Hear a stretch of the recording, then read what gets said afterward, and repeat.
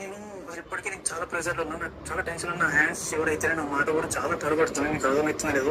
Video upload చేయడం అయితే 200% అది ఎంత ఎఫెక్ట్ అయిందంటే ఆ వీడియో అప్లోడ్ చేయడం అనేది. ఇప్పుడు ఆమె వీడియో తీసి నన్ను అయితే ఈ సొల్లుగాడి కబుర్లని ఎందుకు కానీ క్లియర్ గా చెప్తే ఈ వీడియో వెనక ఉన్న కథ ఏంటంటే వేదాంతు మొన్న అంటే నిన్న వాళ్ళ ఈ మాధురి రాథోడ్ వాళ్ళ ఇంటికి వెళ్ళి కాంప్రమైజ్ అవ్వండి, కేసులు పెట్టొద్దు, ఎవరైతే ఈశ్వర్ సాయి ఉన్నాడో కంప్లీట్ గా అప్ స్టాండింగ్ లో ఉన్నాడు, వాళ్ళ భార్య దగ్గరికి రాణిస్తలేదు, విడాకులు ఇస్తా అంటుంది, వాళ్ళ తండ్రి అడ్డగోలిగా వీనికి కొట్టి ఇంటికి రావద్దు పో అని తరిమేసిండు అంటే ఈయన గురించి కంప్లీట్ గా ఎలా అంటే అవతల మనుషులు నిజంగానేనేమో ఎంత బాధలు అనుభవిస్తున్నాడో అనుకునేలా ఈయన గురించి వేదాంతు అమ్మాయి వాళ్ళ కుటుంబ సభ్యులకి చెప్పాడు, ఎవరైతే మాధురి రాథోడ్ వాళ్ళ కుటుంబ సభ్యులకి. అయితే ఇక్కడ ఏమైంది అంటే ఫైనల్ గా ఆ అమ్మాయి వాళ్ళు ఒప్పుకోలే, మేము కాంప్రమైజ్ అయ్యే ప్రసక్తే లేదు, ఎందుకంటే మాకు అన్యాయం జరిగింది, అక్కడ జరిగింది వేలు, అక్కడ పోర్ట్రేట్ అయింది వేలు, వాళ్ళ భార్య వాళ్ళ భర్త వాళ్ళంతా వచ్చి నా మీద ఎందుకు చేంజ్ చేసుకోవాలి, నేను అసలు కాంప్రమైజ్ కానంటే కానని చెప్పేసి